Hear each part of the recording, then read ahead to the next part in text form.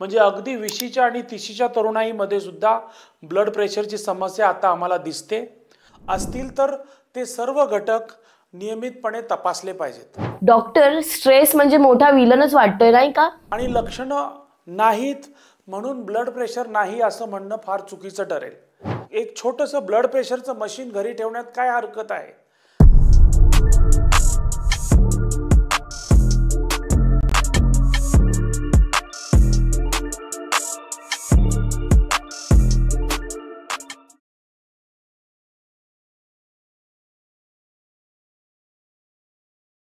Hello everyone, welcome back to heart. हा तो show आहे जिथे आपण हृदयाशी निगडीत खरी चर्चा तुमच्या समोर आणतो. आता एक प्रश्न, हाय ब्लड प्रेशर ऐकताच तुमच्या डोक्यातला पहिला प्रश्न काय असतो? पांढरे केस, 50-60 वर्षाचा माणूस, बरोबर? पण थांबा, हे चित्र बदललंय, तेही एकदम वेगाने. आजकाल 20-30 वयोगटातील तरुणांमध्ये हे हायपरटेन्शन वाढत चाललंय. धक्कादायक आहे ना? आज आपण काही मिथ मोडून काढू आणि वॉर्निंग साईन ओळखू, आणि सर्वात महत्त्वाचं, आपण यावर प्रत्यक्षात काय करू शकतो हे जाणून घेऊ.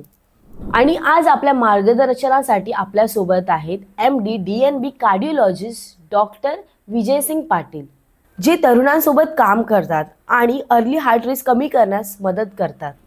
धन्यवाद आराधना, आणि तुमचं पण खूप खूप आभार की या एका ज्वलंत विषयाबद्दल लोकांमध्ये जागृती करण्यासाठी हे पॉडकास्ट तुम्ही सुरू केलेला आहे. डॉक्टर, ब्लड प्रेशर हे 50 नंतरची समस्या आहे ना? मग आजकालची तरुण काय आणि त्रस्त आहेत? बरोबर आहे आराधना, पण ही गोष्ट ज्यावेळी आम्ही विद्यार्थी होतो त्यावेळी ही गोष्ट खरीच मांडली पाहिजे. म्हणजे अगदी 90च्या 80च्या दशकामध्ये 20-30 वर्षापूर्वी ही गोष्ट खरंच होती, ज्यावेळी 50-60च्या नंतरच्या लोकांनाच उच्च रक्तदाब किंवा ब्लड प्रेशर व्हायचं. पण अलीकडच्या या 2 दशकामध्ये आपण बघतोय, जशी जशी ही आधुनिक पिढी येत आहे तसं हा जो ब्लड प्रेशरचा, रक्तदाबाचा आजार आता अधिक आणि अधिक तरुणाईमध्ये दिसत आहे. म्हणजे आम्ही तर म्हणायचो की आधी आपला मुलगा आपल्या आईवडिलांना ब्लड प्रेशरच्या तपासणीसाठी घेऊन यायचा, आणि आता आम्ही बघतोय की वडील किंवा आई वडीलच आपल्या माझ्या मुलाला रक्तदाब तर नाही ना म्हणून दाखवायला आमच्याकडे येतात. आणि ही खूप महत्त्वाची आणि अत्यंत काळजी करण्यासारखी महत्त्वाची घटना आहे, आणि याच्यावर निश्चितच लोकांची जनजागृती व्हायला पाहिजे, आणि त्या दृष्टीनं सर्व माध्यमातून आपण प्रयत्न करणं गरजेचं आहे. पूर्वी आपण म्हणायचो की 50 झाली, 60 झाली, तुझा रक्तदाब बघ. पण आता आपण म्हणलं पाहिजे की 20 वर्ष 30 वर्षाच्या तुला रक्तदाब आहे का? तुला जे त्रास होतात याची लक्षणं ही कदाचित रक्तदाबाची नाही का हे बघण्यासाठी डॉक्टरांना तू ब्लड प्रेशर तपासणीसाठी येऊन भेट. ह्या सर्व गोष्टी झाल्या पाहिजेत. आणि त्याची बरीचशी कारणं आहेत. आपण बघतो की सगळ्यात महत्त्वाचं कारण आता जर कुठलं असेल तर ही आहे बदलती जीवनशैली. आता तरुणाईमध्ये पियर प्रेशर वाढत चाललेलं आहे. रोजची नवीन नवीन टार्गेट आहेत. त्यांच्या व्यवसायामधली रोजची प्रेशर्स ही वाढत आहेत. कौटुंबिक प्रेशर, व्यवसायातलं प्रेशर, त्यामुळं आवश्यक असलेल्या झोपेचा अभाव, जेवणामध्ये नियमितपणा नसणे, व्यायाम नसणे, आणि या सर्व गोष्टींमुळं, आणि सगळ्यात महत्त्वाचं म्हणजे आपलं झालेलं डिजिटलायझेशन. या डिजिटल क्रांतीमुळं आपण एक गोष्ट विसरतो की आपल्याला आपल्या शरीराकडे वेळ द्यायला पूर्ण व्यवस्थित वेळ मिळत नाही आहे. आणि अर्थात होतं काय, सर्व विचार आत्ता तरुणातच लोकांना करावे लागतात की जे विचार आधीचे वृद्ध लोक करत होते. मग व्यवसायातलं प्रेशरमध्ये असलेले प्रॉब्लेम असो किंवा कुठल्याही प्रकारचे आर्थिक विवंचना असो, कौटुंबिक विवंचना, यामुळं माणूस हा खूप विचार करायला लागतो, आणि कालांतरानं त्याचं शरीर मात्र वृद्धच होतं. आणि म्हणूनच हे वृद्धापनाचे होणारे आजार त्यांना वयाच्या लवकर दिसू लागलेत. म्हणजे अगदी 20च्या आणि 30च्या तरुणाईमध्ये सुद्धा ब्लड प्रेशरची समस्या आता आम्हाला दिसते, आणि ही सर्व गोष्ट आपल्याला जाणून घेतली पाहिजे. त्याची कारणं म्हणजे बदललेली जीवनशैलीच होय. पण डॉक्टर, एखादी व्यक्ती बाहेरून हेल्दी दिसते, जिम जाते, फिट आहे, इंस्टाग्राम रेडी आहे, तरी त्याला ब्लड प्रेशर होऊ शकतो? आराधना, हे एक ॲक्च्युली खूपच सामान्य पण अगदी धोकादायक असा गैरसमज आहे लोकांच्यात, की आपल्या दिसण्यावर ब्लड प्रेशर असणं असं असायलाच पाहिजे असं नाही. माझ्याकडे भरपूर पेशंट असे आहेत की जे रेग्युलर जिम करतात, फिजिकली फिट आहेत, रोज कुठल्या ना कुठल्या स्पोर्टमध्ये स्वतःला इन्व्हॉल्व करतात, परंतु त्यांचं असं असूनसुद्धा ब्लड प्रेशर जास्त आहे. तर बऱ्याच वेळा लक्षात घ्या की ब्लड प्रेशर हे तुमच्या दिसण्यावर नाही, तुमच्या अंतर्गत असणाऱ्या स्ट्रेसवर, तुमच्या जीवनशैलीवर आणि मगाशी सांगितल्याप्रमाणे असणाऱ्या रोजच्या आपल्या कार्य करण्याच्या प्रणालीवर अवलंबून आहे. म्हणजे एखादा तरुण तो फिट असेलही, वरून तो सडपातळ दिसत असेलही, परंतु त्याचं डाएटरी पॅटर्न वेगळा असू शकतो. तो कदाचित जास्त मिठाचं सेवन करत असेल किंवा त्याचा दैनंदिन स्ट्रेस खूप असेल, दिवसाला त्याला कदाचित 2 किंवा 4 तासच झोप मिळत असेल. जर तुम्ही वरून सडपातळ दिसत असाल परंतु आतून जर तुमचा स्ट्रेस लेवल जास्त असेल तर तुम्हाला बीपी असू शकतो. तर तुम्हाला बीपी असणार नाही ही चुकीची कल्पना आपण बाळगू नये. आपला ब्लड प्रेशर आपण चेक करणं हेही तितकंच महत्त्वाचं आहे. मग तुमचं म्हणणं काय डॉक्टर, आजकालच्या तरुणांनी आपलं ब्लड प्रेशर किती वेळामध्ये आपलं टेस्ट करत राहिलं पाहिजे? याच्याबद्दल असं कुठलंही एक योग्य मोजमाप नाही, परंतु जर आपलं वय 30चं 40चं असेल तर आम्ही म्हणतो की दर वर्षाला एकदा आपल्या स्वतःच्या वाढदिवसाला का होईना आपले हे पॅरामीटर जसे की ब्लड प्रेशर, रक्तातली साखर, रक्तातील चरबीचे प्रमाण आणि इतर काही जर तुम्हाला फॅमिली हिस्ट्री म्हणजे ज्याला आपण अनुवंशिकता म्हणतो असतील तर ते सर्व घटक नियमितपणे तपासले पाहिजेत. आता ब्लड प्रेशर जर तुम्हाला चुकून असेलच तर अशा रुग्णांनी आपल्या ब्लड प्रेशरची तपासणी दर महिन्याला किंवा किमान एकदा करून त्याची जी पातळी आहे ती ॲक्सेप्टेबल लेवलमध्ये आहे किंवा नाही हे बघणं गरजेचं असतं. डॉक्टरांना तुम्हाला सांगावं लागेल तुमचा स्ट्रेस लेवल काय आहे, तुम्हाला सांगावं लागेल तुमची जीवनशैली कशी आहे, तुमच्या खाण्याचे प्रमाण, खाण्याची जी स्टाईल आहे ही सुद्धा बघितली पाहिजे, तुमच्या जेवणामध्ये फास्ट फूडचं प्रमाण किती जास्त आहे हेही बघितलं पाहिजे आणि त्याचबरोबर तुमच्या ब्लड प्रेशरचं चेकअप हे नियमितपणे झालं पाहिजे. मी तर असे म्हणेन जर एखाद्याला ब्लड प्रेशर असेल तर त्यांनी एक छोटंसं ब्लड प्रेशरचं मशीन घरी ठेवण्यात काय हरकत आहे. जर तुम्हाला वेळेत कळालं की आज ब्लड प्रेशर माझं पॅरामीटर्सपेक्षा जास्त आहे तर निश्चितच तुम्ही लवकर तुमच्या डॉक्टरकडे जाऊन त्याची योग्य वेळेमध्ये तपासणी आणि ट्रीटमेंट करू शकाल. म्हणजे ना हे खूपच रिलेटेबल आहे ॲक्च्युली, खूप काय, त्यामुळे थोडंसं मला असं वाटलं विचारा आणि या गोष्टीमुळे खूप गोष्टी मला क्लिअर होत चालल्यात. मग डॉक्टर तुम्ही मला एक सांगू शकता का, आपले शरीर याच्यासाठी काय काय संकेत देतात जेणेकरून आपल्याला कळतं की आपलं ब्लड प्रेशर वाढलं आहे? आराधना हा एक सर्वात महत्त्वाचा प्रश्न आहे ज्या प्रत्येक लोकांना याबद्दल निश्चित जाणून घ्यायचं असतं. पण दुर्दैवानं बऱ्याच लोकांना ब्लड प्रेशरची जी कॉमन लक्षणे आहे हे होतीलच असं नाही आहे. सर्वसाधारणपणे आपण म्हणतो की बी पीची लक्षणं म्हणजे काय की सतत डोके दुखणे, वारंवार घाम येणे, डोक्यामध्ये मुंग्या येणे किंवा शरीरातून मुंग्या येणे, कारण नसताना थकवा वाटणे, पायाला सूज येणे, काही ठराविक लोकांमध्ये अतिरक्तदाब असल्यास नाकातून रक्त येणे ज्याला आपण गुन्हा फुटणं असं म्हणतो. ह्या सर्व कॉमन लक्षणं ही प्रत्येक तरुणाला होतीलच असं नाही. बऱ्याचशा तरुणांना सारखा थकवा वाटणं, चिडचिड येणं, कामामध्ये उरक नसणं, सारखं थकायला होणं ही अगदी सामान्य लक्षणंसुद्धा दिसू शकतात. आणि लक्षणं नाहीत म्हणून ब्लड प्रेशर नाही असं म्हणणं फार चुकीचं ठरेल. बऱ्याच लोकांनी नियमितपणे ते तपासलं, काही हेल्थ चेकअप केले जातात. बऱ्याच वेळा हे सामाजिक कार्यक्रमांच्या माध्यमातून आम्ही हे हेल्थ चेकअप कॅम्प्स करतो. अशा वेळीसुद्धा तुमचं ब्लड प्रेशर तुम्हाला जास्त आहे हे समजू शकतं. पण एकदा का समजलं तर आपण निश्चित कोरिलेट करू शकतो की मला होय कदाचित ही अशा प्रकारची लक्षणं मला आधी झालेली. तेव्हा तरुणाईने हे जाणून घेणं सगळ्यात महत्त्वाचं आहे की सामान्य लक्षणंसुद्धा बी पीची असू शकतात. थकावट येणं, वारंवार डोकं दुखणं, हातापायातून मुंग्या येणं, पायाला सूज येणं, ही साधारण लक्षणं सगळ्यांनी लक्षात घेणं आणि वेळेत ओळखून घेऊन त्याची वेळच्या वेळी ब्लड प्रेशरची तपासणी करणं हे सगळ्यात महत्त्वाचं वाक्य मी इथे सांगेन.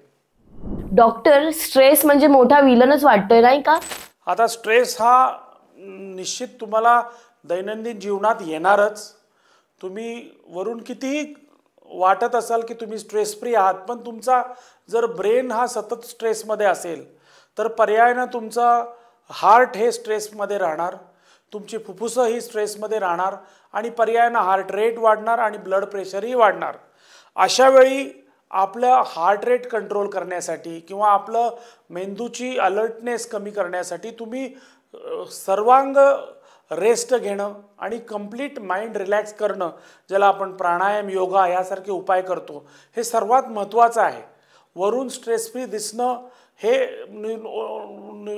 महत्त्वाचं नाही आहे, तुम्ही आतून किती स्ट्रेस फ्री आहात हे सुद्धा महत्त्वाचं आहे, ज्याच्यामुळं आपल्या अंतर्गत जे काय पल्स रेट आहेत, ब्लड प्रेशर, हे सगळं हे रेंजमध्ये असणं गरजेचं आहे. मला डॉक्टर तुम्हाला अजून एक असा प्रश्न आहे, हा एक माझा वैयक्तिक प्रश्न आहे की तुम्ही आजकालच्या तरुणांना काय सुचवू इच्छिता की त्यांचं जीवनशैली कशी असली पाहिजे, मेन तर स्पेशली त्यांच्या पाण्याबाबतीत खाणपान त्यांचं कसं असलं पाहिजे? बरं, सगळ्यात महत्त्वाची गोष्ट म्हणजे हे बाहेरचे जे फास्ट फूडचं आता जी क्रांती झालेली आहे, आता आपल्याला बघतो प्रत्येक सेपरेट फूडचं रेस्टॉरंट अवेलेबल आहे. आता डिलिव्हरीसाठी विविध प्रकारचे ॲप्स अवेलेबल आहे. म्हणजे डिजिटल क्रांती झाली, पण त्याच्याबरोबर हे साईड इफेक्ट म्हणून फूडचे फॅड सुरू झाले, फूडचे ॲप सुरू झाले. त्यामुळं more and more saturated fat आपल्या जेवणामध्ये आता मिळतं.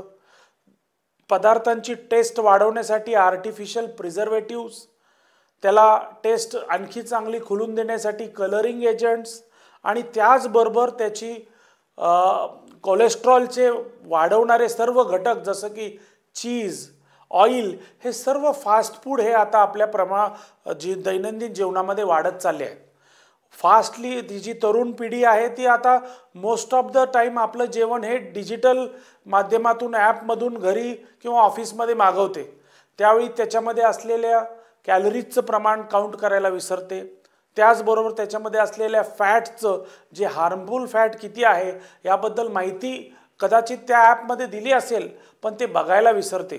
त्यामुळं आपण आपल्या जेवणाचं मॉनिटरिंग करणं गरजेचं आहे. आपल्याला असलेले कॅलरीज किती अलाउड आहेत, कार्बोहायड्रेट ज्याला आपण कर्बोदके म्हणतो, प्रथिनं, प्रोटीन्स यांचं सेवन हे किती केलं पाहिजे. सर्वसाधारण रूल काय आहे की 25% कार्बोहायड्रेट्स, 25 ते 30% आपल्या असलेले विटॅमिन्स, 25-30% प्रोटीन्स आणि जर चांगलं फॅट ज्याला आपण अनसॅच्युरेटेड किंवा पॉली अनसॅच्युरेटेड फॅटी ॲसिड्स म्हणतो, अशा प्रकारचं फॅट ज्याला आपण कधी कधी सूर्यफूल तेल आपण रेकमेंड करतो, अशा प्रकारचे ऑइल आपल्या जेवणामध्ये जास्त असली पाहिजेत. आणि सॅच्युरेटेड फॅट जसं की तूप, मार्गारीन, डालडा, अशा प्रकारचे सॅच्युरेटेड फॅट आपण अवॉइड केलं पाहिजे. आपण बघतो पिझ्झा आपल्याला आवडतो, पण त्याच्यावरच्या टॉपिंगमध्ये हे सर्व सॅच्युरेटेड फॅट आपल्याला रेडीमेड मिळतं आणि हे निश्चितच हानिकारक आहे. डॉक्टर, मग तुमचं वर्क फ्रॉम होम बद्दल काय म्हणणं आहे? दिवसभर लॅपटॉप, काउच. बघा, सर्वात महत्त्वाचं म्हणजे डिजिटल जी लाईफस्टाईल आहे आपली, ह्या सगळ्यात मोठा रिस्क फॅक्टर आहे आणि तोच आपल्या ह्या लवकर होणाऱ्या ब्लड प्रेशरसाठी कारणीभूत आहे. आपण बघतो कंटिन्यूस स्क्रीनसमोर उभं राहणं, कंटिन्यूस त्या ब्लू लाईटमुळं येणारा डोक्यावर आणि डोळ्यावर येणारा स्ट्रेस, रात्री उशिरा फोन स्क्रीन बघत राहणं, स्क्रोल करणं आणि या स्क्रीनवर आपण बघतो काय परफॉर्मन्स काय आहे, स्पर्धा काय चालू आहे, कंपॅरिझन कसं केलं जातं आहे, माझा पियर माझ्यापेक्षा किती चांगला काम करतो आहे, त्याचं स्टॅटिस्टिक्स काय आहे, माझ्याकडे काय आहेत, त्यामुळे होणारी तुलना, त्यामुळे वाढणारी ईर्ष्या, या सर्व गोष्टींमुळं आपला ताण, जो आपला वर्क स्ट्रेस आहे आणि रात्री आपण ज्यावेळी फोन स्क्रोल करत राहतो त्यामुळं आपल्याला अपुरी मिळणारी झोप, मेंदूला मिळणारी अपुरी विश्रांती, डोळ्याला मिळणारी अपुरी विश्रांती, या सर्वमुळं आपला मानसिक त्याचबरोबर शारीरिक स्ट्रेस वाढतो आणि या सगळ्यांमुळं आपल्याला स्लोली सायलेंटली ब्लड प्रेशरचा धोका वाढत असतो. आपण म्हणतोय की सध्या 21व्या शतकातील सायलेंट किलर कुठला आहे, तर ब्लड प्रेशर म्हणजे उच्च रक्तदाब. सर्वांनी तरुणाईनं लक्षात घेतलं पाहिजे की डिजिटल क्रांती ही तुमच्या फायद्यासाठी करावी, परंतु आपल्याला जर ती नुकसान करत असेल तर अशा प्रकारचे डिजिटल क्रांती आपल्याला अवॉइड केलेली बरी. कंटिन्युअस फोन स्क्रीन अवॉइड करणं, डिजिटल कम्प्युटरसमोर बसणं अवॉइड केली पाहिजे.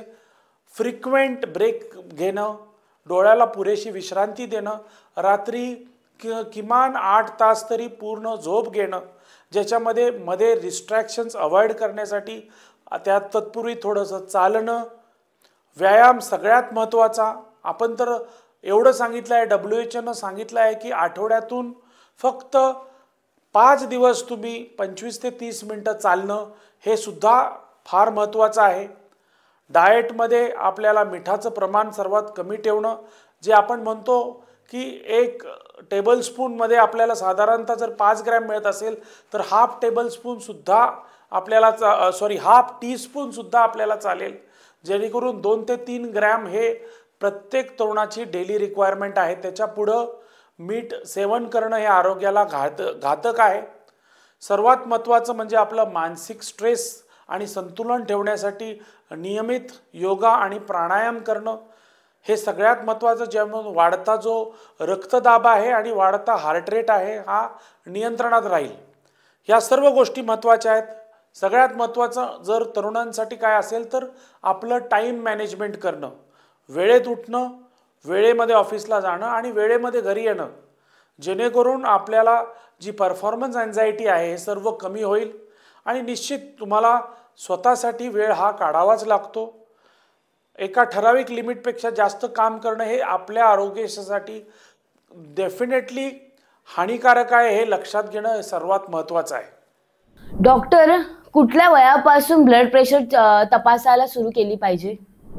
असं काही निश्चित नाही आहे, परंतु जर आपल्याला दैनंदिन जीवनशैली फास्ट असेल आणि निश्चितपणे तुम्ही जर रोजच्या ह्या स्पर्धेच्या युगामध्ये आपण बघतो तर अगदी 30पासून BP हा तपासला पाहिजे. दर 6 महिन्यातून ज्यांना ब्लड प्रेशर नाही अशा लोकांनी दर 6 महिन्यातून एकदा BP तपासला पाहिजे. डॉक्टर, लाईफस्टाईल पुरेसं नसेल तर मेडिसिन हे कायम घ्यावं लागतं का? अगदीच नाही. जर BP खूप जास्त असेल आणि आपली जीवनशैली मॉडेस्ट करून किंवा बदलून, ज्याला आपण लाईफस्टाईल चेंजेस असं म्हणतो, आणि त्याची उदाहरण द्यायचं झालं तर आपल्या शरीरात असणारे जे स्ट्रेस कमी करणं, ज्याला आपण योगा प्राणायाम करणं म्हणतो, रोजचा व्यायाम करणं, 30 ते 40 मिनटं चालणंसुद्धा पुरेसे आहे. आपल्या दैनंदिन जेवणातलं मिठाचं प्रमाण कमी ठेवणं आणि फ्रेश फूड, फ्रेश पोल्ट्री, काही लोक मेडिटेरियन डाएट घ्यावं असं सांगतात, ज्याच्यामध्ये फ्रेश फ्रूट्स आणि व्हेजिटेबल्स वापरणं हे रेकमेंड केलं जातं. हे असे साधे जीवनशैलीतले बदल जर केलं आणि जर तुमचा ब्लड प्रेशर कंट्रोलमध्ये येत नसेल तरच तुम्हाला BPची औषधं दिली जातात. आम्ही आमच्या OPDमध्ये पेशंटला पहिले 15 दिवस हे लाईफस्टाईलचे बदल सुचवतो आणि जर ते करूनही जर ब्लड प्रेशर सतत वाढतं राहिलं तरच अशा रुग्णांना आम्ही ब्लड प्रेशरची औषधं देतो. पण असं नाही की BPची औषधं लाईफ टाईम घ्यावी लागतील. जर तुम्ही आपली जीवनशैली ठेवली, बदलली, जसं की आपला नियमित व्यायाम करणं, वेट कंट्रोल करणं, स्ट्रेस कमी घेणं आणि मीठ कमी करणं, हे जर तुम्ही करून जर बऱ्याच तुम्ही याला आटोक्यात आणलं तर निश्चितच ब्लड प्रेशरची औषधं ही कमी करता येतात आणि बऱ्याच लोकांमध्ये बंदही होतात. जर आपल्या तरुणाईंच्या लोकांना हा सगळ्यात महत्त्वाचा प्रश्न असतो की BPची औषधं आयुष्यभर घ्यावी लागतील आणि एकदा सुरू झाले तर कायमच घ्यावी लागतील, तर ते अत्यंत चुकीचं आहे. बऱ्याच रुग्णांचा ब्लड प्रेशरचं औषध हे कमी होऊ शकतं आणि आपण आपली जीवनशैली बदलून त्याला कंट्रोलमध्ये ठेवू शकतो. तर सगळ्यात महत्त्वाचं काय असेल तर आपली जीवनशैली बदला. बरोबर. म्हणजे मेडिसिन हे डेस्टिनेशन नाहीये, एक जर्नीचा भाग आहे. बरोबर. बरोबर. आणि जर आपल्याला काय रुग्णांना समजावून सांगायचं असेल की आपली बीपीची तपासणी वेळच्या वेळी करणार, त्याच्यात काय वाईट असं काही नाही. आपल्याला फक्त 6 महिन्याला एकदा बघायचं आहे. जर एखाद्याला ब्लड प्रेशर असेल तर नियमित महिन्याला तो ब्लड प्रेशर योग्य आहे का हे बघणं अतिशय सोपं आहे. खूप सारे विकार हे ब्लड प्रेशरशी निगडीत आहेत. हृदयविकार, मेंदूचे पक्षवात, डोळ्यांचं आपली दृष्टी, किडनीचे विकार, हे सर्वांना आटोक्यात करायचं असेल तर आपला बीपी हा आपण आपल्या रेंजमध्ये ठेवणं सगळ्यात महत्त्वाचं आहे. आपली जीवनशैली बदला, स्ट्रेस कमी करा, नियमितपणे बीपी तपासा, हा एक कानमंत्र आजच्या तरुण पिढीनं लक्षात ठेवला पाहिजे असं मी म्हणतो. डॉक्टर, तुमच्याकडून एक ओळ तरुणांसाठी. स्वतःला सुपर हिरो समजू नका. नियमित बीपी तपासा, आपली जीवनशैली बदला, डिजिटल क्रांती ॲक्सेप्ट करा, परंतु त्याच्या पूर्ण आहारी न जाता स्वतःसाठी वेळ काढा. आपला कौटुंबिक आणि व्यावहारिक स्ट्रेस हा कंट्रोलमध्ये ठेवा. आनंदी राहा. नियमितपणे योगा, प्राणायाम आणि व्यायाम करा. धन्यवाद. सुंदर, खूप सुंदर डॉक्टर. धन्यवाद. खूप खूप आभार तुमचे. तुम्ही आम्हाला तरुणांना जागरूक करण्यासाठी आम्हाला जी मदत केली आहे त्याच्यासाठी तुमचं परत एकदा आमच्या हार्ट टू हार्टमध्ये स्वागत आहे. Thank you so much. प्रिय श्रोतो, ब्लड प्रेशर आता पांढऱ्या केसांची वाट नाही पाहत. लवकर सुरू करा, छोटे छोटे पाऊल टाका आणि सातत्य ठेवा. आणि आमचा पुढचा एपिसोड चुकवू नका. तोपर्यंत दीर्घ श्वास घ्या, वेळेवर झोपत राहा आणि आपल्या ब्लड प्रेशरची काळजी घ्या.